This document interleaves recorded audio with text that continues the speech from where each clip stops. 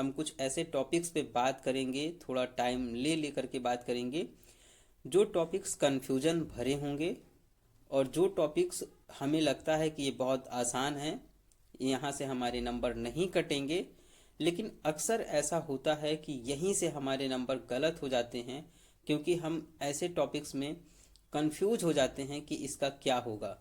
तो दोस्तों, उन्हीं टॉपिक्स में से आज एक टॉपिक लेके आया हूँ जिसका नाम है रिट। ये अपने आप में बहुत इम्पॉर्टेंट है, इसे हल्के में नहीं लिया जा सकता। अनुच्छेद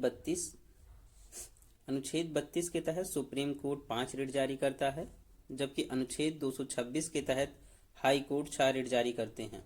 ये तो आपको पता ही है। यहाँ कन्फ्यूजन वाला अगर पॉइंट देखेंगे तो हम ये जानते हैं कि हाई कोर्ट और सुप्रीम कोर्ट दोनों रिट जारी करते हैं, लेकिन अगर सवाल पूछ लिया जाता है कि सुप्रीम कोर्ट कितने रिट जारी कर सकता है, हाई कोर्ट कितने रिट जारी कर सकता है, तो हमारे मन में हमेशा ये विचार बनता है कि जब सुप्रीम कोर्ट और हाई कोर्ट दोनों रिट जारी कर सकते हैं तो दोनों भी 5 रिट जारी करते होंगे। लेकिन यहाँ थोड़ा सा कन्फ्यूजन ये दूर करते हुए कह सकते हैं कि अनुच्छेद 226 के तहत हाई कोर्ट 6 रिट जारी करता है, जबकि अनुच्छेद 32 के तहत सुप्रीम कोर्ट 5 रिट जारी करता है। ये अपने आप में बहुत इंपॉर्टेंट है और ये एक कन्फ्यूजन पॉइंट है। अनुच्छेद 226 के तहत हाई कोर्ट अंतरिम राहत उपलब्ध करवाने हेतु इंजंक्शन नामक रिट जारी करता है। रिट जारी करने का अधिकार केवल उच्चतम न्यायालय, उच्च न्यायालय को ही है। अधीनस्थ न्यायालय रिट नहीं जारी कर सकते हैं। ये अपने आप में ध्यान रखना है कि जब हम पढ़ चुके हैं कि केवल सुप्रीम कोर्ट और हाई कोर्ट ही रिट को जारी कर सकते हैं, तो सवाल ही नहीं बनता कि उसके नीचे के जो निचली अदालत हैं, जिन्हें हम अधीनस्थ न्यायालय कहते हैं, वो रिट जारी करते हैं या रिट जारी कर सकते हैं। अगला पॉइंट है, अगर कोई विधि, इसे हम अनुच्छेद 13(2) के तहत भी कह सकते हैं, इसे हम न्यायिक समीक्षा भी कह सकते हैं। ये जो अगला पॉइंट है, अगर कोई विधि मूल अधिकारों का उल्लंघन कर रही है, किसका? मूल अधिकारों का। ये चीज याद रखना है कि जैसे अगर संसद कोई विधि बनाती है तो वो विधि अगर मूल अधिकारों का उल्लंघन कर रही हो तो न्यायालय, जो हाई कोर्ट और सुप्रीम कोर्ट है, अनुच्छेद 13(2) के तहत उसे शून्य घोषित कर सकती है। उसे क्या घोषित कर सकती है? शून्य घोषित कर सकती है। न्यायिक समीक्षा कर उसे शून्य घोषित कर सकती है, या इस संबंध में 5 प्रकार के लेख जारी कर सकती है या 5 प्रकार के रिट जारी कर सकती है। नेक्स्ट पॉइंट है रिट। रिट अंग्रेजी कानून से लिए गए हैं, जिन्हें न्याय का झरना कहा जाता है। रिट जारी करने की यह संकल्पना ब्रिटिश संविधान से ली गई है।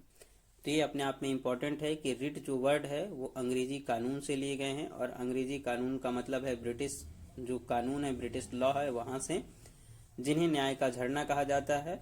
और जो रिट जारी करने की संकल्पना है वो ब्रिटिश के संविधान से प्रेरित है या ब्रिटिश के संविधान से ली गई है।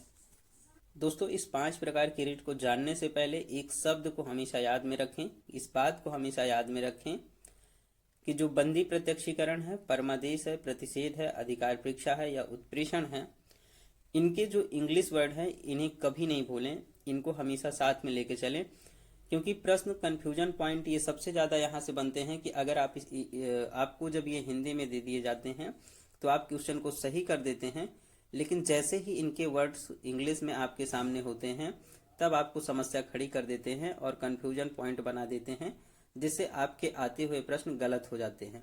इसलिए इस टॉपिक को समझने से पहले हिंदी और इसका इंग्लिश दोनों वर्ड जो है हमेशा याद रखें, या किसी भी तरीके से आप इसे साम दाम दंड भेद जैसे भी चाहें आप इसे अपने मस्तिष्क में बना के रखें कि इस पॉइंट को जो हिंदी में है उसे इसका इंग्लिश भी हमको पता होना चाहिए, जिससे हम आसानी से इस टॉपिक को भूल नहीं सकते हैं। ये अक्सर ये कन्फ्यूजन पॉइंट है, ये बहुत बड़ा कन्फ्यूजन पॉइंट है, क्योंकि अक्सर आयोग हमेशा हिंदी की जगह इंग्लिश वर्ड यूज कर देता है। फिर हमको होता है कि यार जो क्या है, ये कैसे हो गया, ये हमसे गलत कैसे हो गया, तो ये थोड़ा सा समस्या बनी रहती है। दोस्तों, 5 प्रकार की रिट। 5 प्रकार की रिट में आप देखेंगे, बंदी प्रत्यक्षीकरण, शरीर को प्रस्तुत किया जाए, इसे हैबियस कॉर्पस बोलते हैं। परमादेश, मैंडमस, हम आदेश देते हैं। प्रतिषेध, प्रोहिबिशन, रोकना या मना करना। अधिकार परीक्षा, क्यों? वारंटो प्राधिकार के द्वारा या किस प्राधिकार से, उत्प्रेषण सर्टियोरी पूर्णतः सूचित कीजिए या सूचना देना। ये 5 प्रकार की रिट है जिन्हें हम थोड़ा सा डिटेल में आगे जानेंगे और ये बहुत इंपॉर्टेंट है और इसी टॉपिक को जानने के लिए तो हम आए हैं। पहला पॉइंट है हैबियस कार्पस, यानी इसे बंदी प्रत्यक्षीकरण कहते हैं। हैबियस कार्पस को बंदी प्रत्यक्षीकरण कहते हैं। इसे लैटिन भाषा से लिया गया है जिसका शाब्दिक अर्थ होता है को प्रस्तुत किया जाए या सशरीर यानी कि शरीर सहित उपस्थित करना। किसी भी व्यक्ति को अवैध रूप से बंदी बना लेने पर उसे छुड़वाने हेतु ये रिट जारी की जाती है। इस चीज को ध्यान रखना है कि ये शब्द जो हैबियस कार्पस है इसे लैटिन भाषा से लिया गया है जिसका शाब्दिक अर्थ होता है कि प्रस्तुत किया जाए, यानी को प्रस्तुत, जो व्यक्ति है उसको प्रस्तुत किया जाए, साक्षात प्रस्तुत किया जाए, शरीर सहित प्रस्तुत किया जाए। तो उस व्यक्ति को शरीर सहित प्रस्तुत किया जाए, ये चीज ध्यान रखना है। इसलिए कहा जाता है कि यह जो रिट है वो व्यक्तिगत स्वतंत्रता से संबंधित है।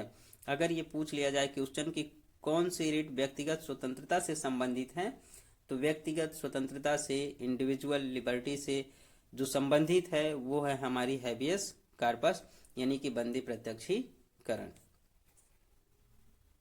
किसी प्राधिकारी के साथ साथ व्यक्ति के विरुद्ध भी जारी की जा सकती है, यानी केवल ये प्राधिकारी के ही लिए नहीं जारी की जा सकती बल्कि उस व्यक्ति के लिए भी उस व्यक्ति के विरुद्ध भी जारी किया जा सकता है। जैसे किसी व्यक्ति को अवैध रूप से उसने किडनैप किया है या बंधक बना करके रखा है, इसके तहत न्यायालय हिरासत में रखे व्यक्ति को अपने समक्ष प्रस्तुत करने, अवैध हिरासत होने पर छोड़ने का आदेश देता है।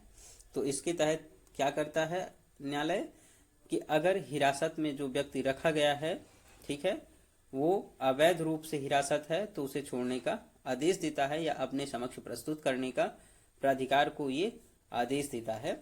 ये भी चीज ध्यान देना है। और ये किसमें है? बंदी प्रत्यक्षीकरण में।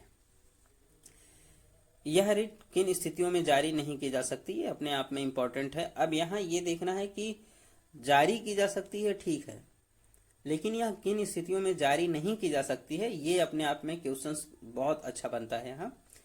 तो क्योंकि हम ये आज तक पढ़ते आए हैं कि कौन जारी करता है, किस लिए जारी करता है, लेकिन इस पॉइंट में हम पढ़ेंगे कि किन स्थितियों के लिए जारी नहीं किया जा सकता है। तो अगर कोई व्यक्ति हिरासत कानून के अनुसार हो तो उसके लिए कोई भी ना हाई कोर्ट ना सुप्रीम कोर्ट रिट जारी नहीं कर सकती है। ये चीज ध्यान रखना है कि अगर व्यक्ति की हिरासत कानून के अनुसार है, अकॉर्डिंग टू लॉ, तो हाई कोर्ट और सुप्रीम कोर्ट रिट जारी नहीं कर सकता। दूसरा पॉइंट है हिरासत विधायिका या न्यायिक अवमानना से संबंधित हो। जब कोई व्यक्ति की हिरासत किसी विधायिका या न्यायिक अवमानना से संबंधित हो तो उस पे भी हाई कोर्ट और सुप्रीम कोर्ट यानी सुप्रीम कोर्ट और हाई कोर्ट रिट जारी नहीं करते हैं। न्यायालय द्वारा हिरासत होगी तो भी इस पे रिट जारी नहीं किया जा सकता है, क्योंकि आप जानते हैं न्यायालय द्वारा जब आपकी हिरासत में होंगे, आप हिरासत में होंगे न्यायालय के द्वारा, तो जाहिर सी बात है कि बात बहुत आगे बढ़ चुकी होगी। जहां आपकी जो हिरासत हुई है वो लीगल तरीके से हुई है, ना कि कुछ अवैध तरीके से। हिरासत का मामला न्यायालय के न्याय क्षेत्र से बाहर हो, ऐसी जगह पे भी रिट जारी नहीं कर सकता है हाई कोर्ट सुप्रीम कोर्ट, जहां बस हिरासत का मामला न्याय क्षेत्र के बाहर में आता हो। तो इन 4 पॉइंट को याद रखना है कि हिरासत कानून के अनुसार हो तब रिट जारी नहीं की जा सकती, हिरासत विधायिका या न्यायिक अवमानना से संबंधित हो तब रिट जारी नहीं की जा सकती, हिरासत न्यायालय द्वारा हो तब रिट जारी नहीं की जा सकती, हिरासत का मामला न्यायालय के न्याय क्षेत्र से बाहर हो तब भी रिट जारी नहीं की जा सकती। दूसरा पॉइंट है परमादेश या मैंडमस। यह रिट किसी व्यक्ति, लोक प्राधिकारी, सरकारी कार्मिक, अधीनस्थ न्यायालयों व सरकार के विरुद्ध जारी की जाती है। यहाँ पॉइंट को याद रखना है, ये पॉइंट बहुत इंपॉर्टेंट है। इन्हें समझना है कि जो परमादेश है यानी कि जो हम आदेश देते हैं, परमादेश का मतलब जो हम आदेश देते हैं, वो रिट किसी व्यक्ति के खिलाफ लोक प्राधिकारी, सरकारी कार्मिक, अधीनस्थ न्यायालयों या सरकार के विरुद्ध जारी की जाती है। इसके तहत इन संस्थाओं को अपने सार्वजनिक कर्तव्यों को करने, अवैध रूप से न करने का आदेश दिया जा सकता है। यानी सार्वजनिक रूप से कर्तव्यों को करने कि भाई आप अपना कर्तव्य कीजिए या अवैध रूप से न कीजिए, ठीक है, क्योंकि अवैध रूप से करेंगे तभी आपको हाई कोर्ट, सुप्रीम कोर्ट आदेश जारी करेंगे। ये चीज ध्यान रखना है। यह रिट राष्ट्रपति व राज्यपाल के विरुद्ध तथा निजी पद पर आसीन व्यक्ति के खिलाफ नहीं जारी होती।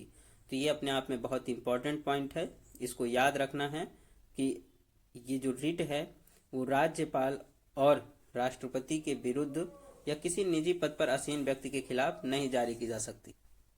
परमादेश रिट किसके खिलाफ नहीं जारी किया जा सकता, मतलब कब जारी नहीं किया जाता है। तो जो देश है, परमादेश है, वो निजी व्यक्तियों या इकाई के विरुद्ध जारी नहीं किया जा सकता। ऐसे विभाग जो गैर संवैधानिक है उनके खिलाफ जारी नहीं किया जा सकता, उनके विरुद्ध जारी नहीं किया जा सकता।